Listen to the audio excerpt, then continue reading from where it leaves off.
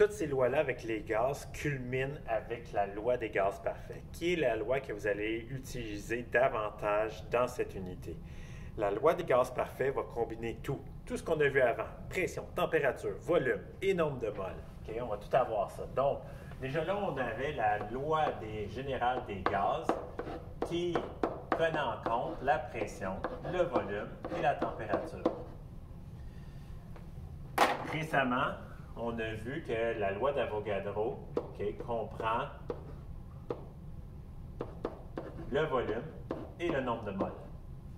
Donc, si on combine les deux lois, on voit que les volumes sont tout le temps au numérateur et la température et le nombre de moles est tout le temps au dénominateur.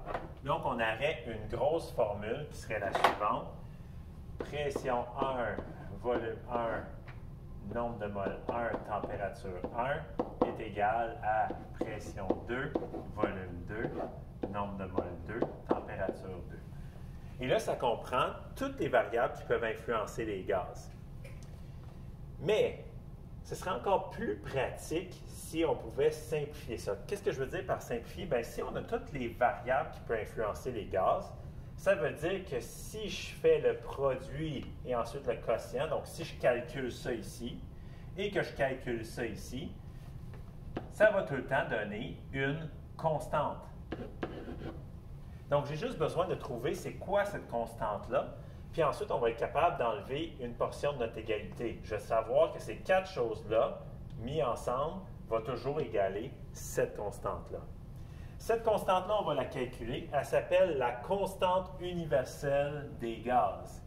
Donc, ça veut dire que c'est la constante qui fait que quand tu multiplies et tu divises ces choses-là, ça va tout le temps donner cette valeur-là. On peut déjà la calculer.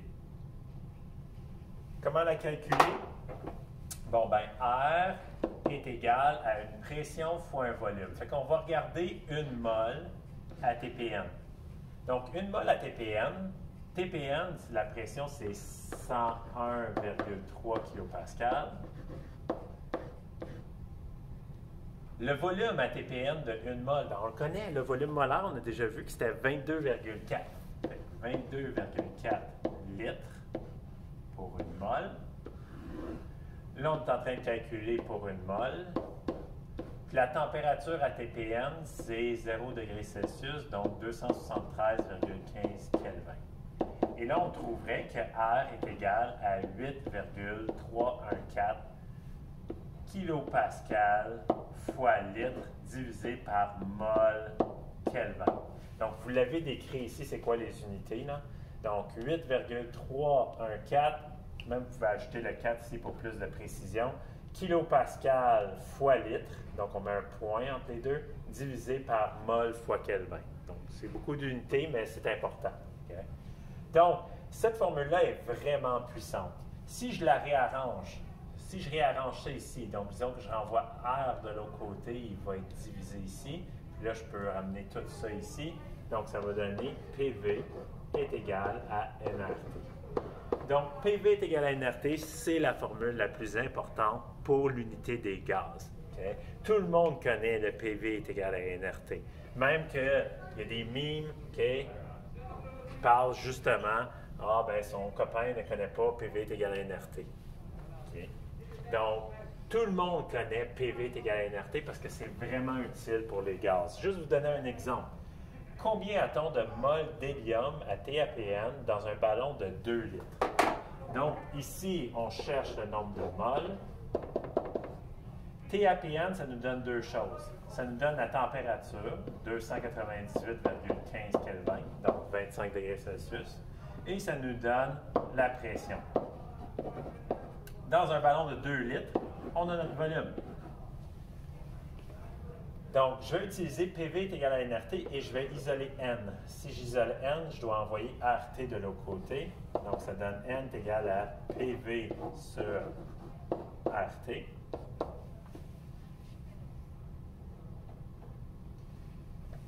La pression, 100 kPa. Le volume, 2 litres. R est toujours égal à la même chose.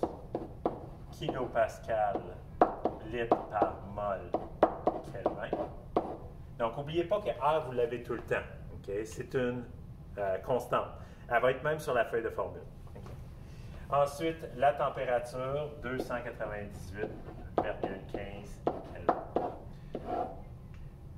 Chose à faire attention, quand vous le pitonnez à la calculatrice, faites bien attention, surtout si vous le faites en une étape. Vous allez faire ça fois ça, divisé par, ouvre la parenthèse, ça fois ça, ferme la parenthèse. Ou, si tu le pitonnes rapidement, ça fois ça, divisé par ça, divisé par ça. Okay? Et là, tu vas obtenir le bon résultat. Ici, on obtient que le nombre de moles serait 8,1 fois 10 à la moins 2 moles. Donc, ici, juste pour expliquer ma réponse, vous avez probablement eu à la calculatrice 0,081, puis même d'autres chiffres ici.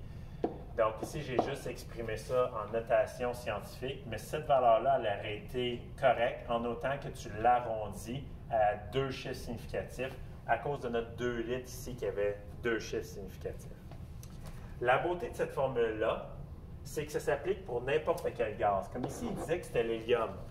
Mais ce n'est pas une information qui est importante parce que ça aurait pu être du méthane, ça aurait pu être de la vapeur d'eau, puis ça aurait été exactement le même calcul. Souvenez-vous l'hypothèse d'Avogadro, deux volumes égaux ont le même nombre de particules. Donc, l'identité du gaz n'est pas importante.